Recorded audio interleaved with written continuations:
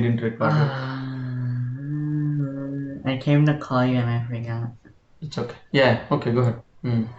I have modified in your file only. It is so Yeah. in real time scenarios, right? If you change one value, if it is a larger application, it is very difficult, or there is a performance problem to get the data and display entire data in UI. So to overcome that, we can specify on change of this value, then only change the UI. Like that we can specify using detect changes, and I'll explain you those concepts. But currently we'll focus on this basic things. So Sushru, do you have knowledge on Bootstrap? It is a CSS. No. No. Because if you see here, most of the cases we are writing CSS classes. So some of the CSS classes is already written in Bootstrap. Like I'll show you the Bootstrap.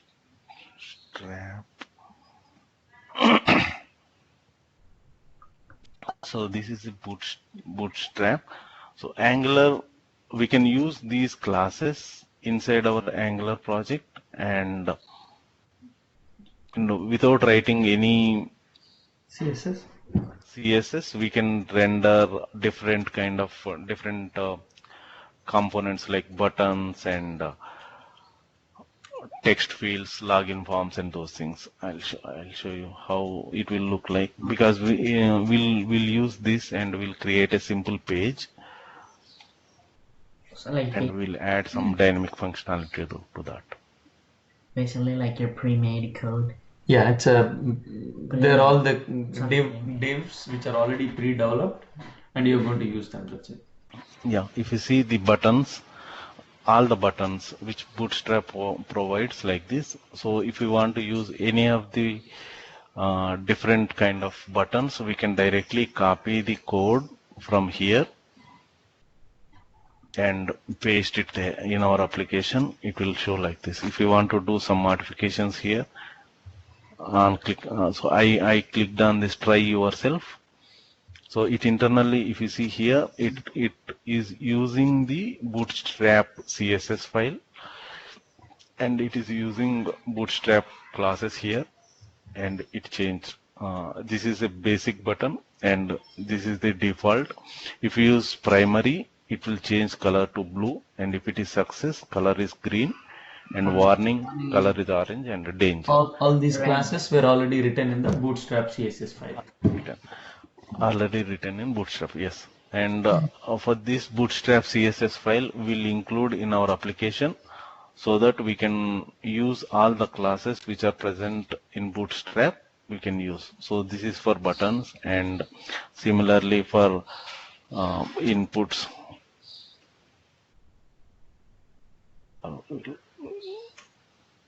So this is the input.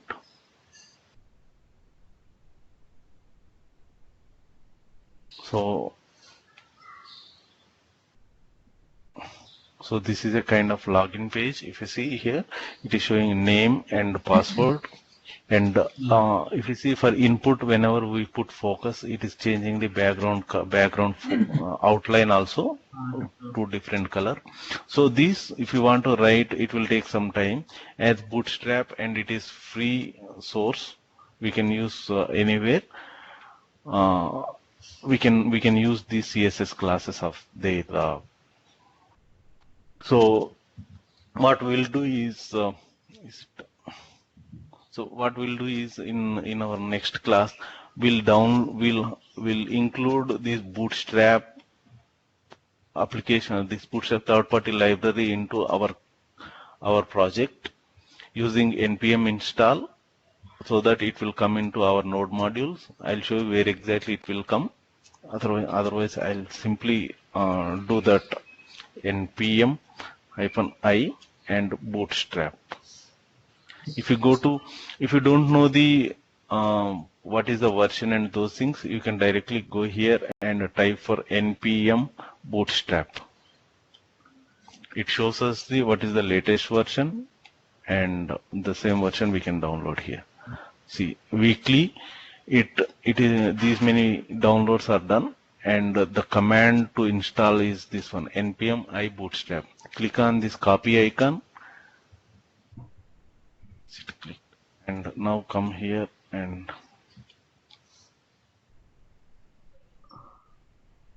it is actually. Oh yeah, what is the command to start a new, like, to be able to start a new command without opening a new terminal when it's compiling? Because You want to. When it is in Yeah. watch mode, right, Srinivas? yeah, it doesn't let you type in any other command, right? What is You can click here, new terminal. yeah. Or, That's what I or do. But you like just open a new. Just click enter. Is it going to give you that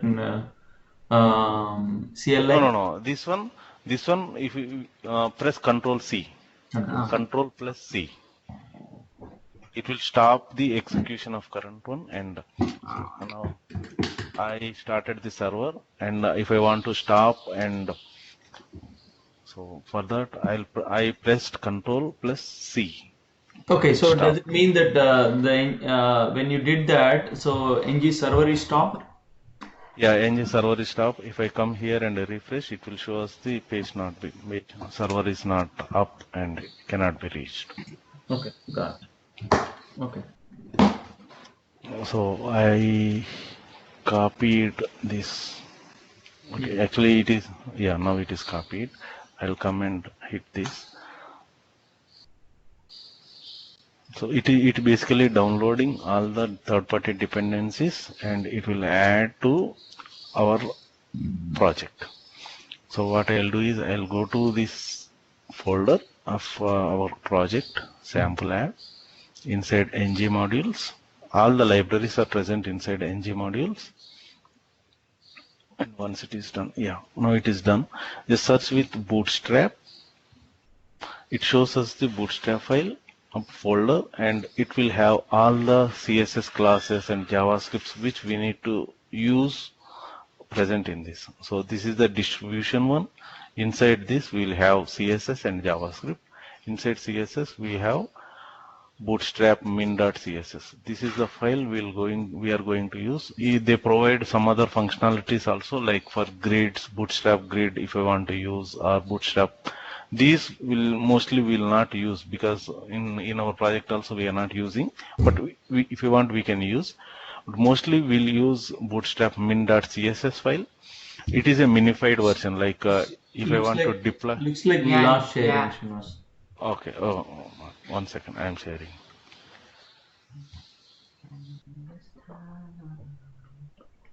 Yeah, are you able to see? Not yet. Bootstrap is nothing but a predefined CSS written for you. You can use those Makes it classes easier. to get the best output.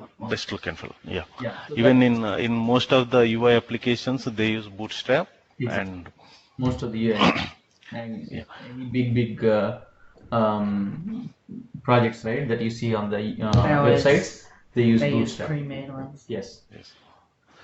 and they provide everything, almost headers and footers, left panels, right panels, and most of Yeah. 95% of cases we won't change their CSS changes because they provide all. If in some cases we override their classes and we write different background color or a different color for text, but in most of the cases we use their CSS. Because that's That's the Lightning UI and everything done comes from that only, right? right. Yeah. And this is a minified version. If you open this, we cannot able to understand the CSS actually. It is in single line. It is a encrypted version basically. And if you want to debug or something, they provide Bootstrap CSS file. If you open this is a well formatted, and we can change, or no, we cannot change, but we can refer these classes like primary btn -primary. we use this class, right? So Yeah. this is the CSS class they have used, and on hover, whenever we do mouse over on this, what will be the CSS Yep. it should apply, and Focused. I remember in case when of you told you Yep. told me how to do the hover thing. And when you focus, what is that it's changing to? what is and in case of disabled, so these are the default states. Whenever any application is created, on hover what will be the color, and on focus on disabled state what will be the color. So this disabled, whenever user does not enter any values, we want to disable some button, and once the values are filled, I want to enable that. So for that we use these disabled classes, and so 95% of the cases they have written already. So now what we did is we have downloaded their yeah, so their third-party library into our application, and if you see package.json file, Yeah. the shortcut for this one is Control P, package.json file. It adds one entry here for bootstraps. For Bootstrap, which version of Bootstrap we have used? We didn't specify anything, but it internally downloads 4.6.0 version, and it added here in package.json file. So the usage of this caret symbol is nothing but if there is any version with after minor version 4.6.3 is released, and whenever we run npm install, it downloads 4.6.3, and if you don't specify this caret symbol, that means it downloads only specific version. It will not go for higher version on this. So, So- and we are using 11 and Bootstrap 4. Bootstrap 4, and this is similar way they have introduced recently. With this also it will do the same, like any minor version in this 11 version it downloads. But mostly we used Bootstrap will use this caret symbol. That means any minor versions it will download basically. Okay. So And every time you create a component, also it goes into package.json or it goes into. no more, that is internal. These are the third-party libraries. Oh, okay, okay. Which we, Oh, if I package.json yeah. only contains the third-party libraries. Third-party library. Suppose if I want to use jQuery, as mostly we use in our project also, if I use npm jQuery, it downloads the jQuery latest version and it adds here.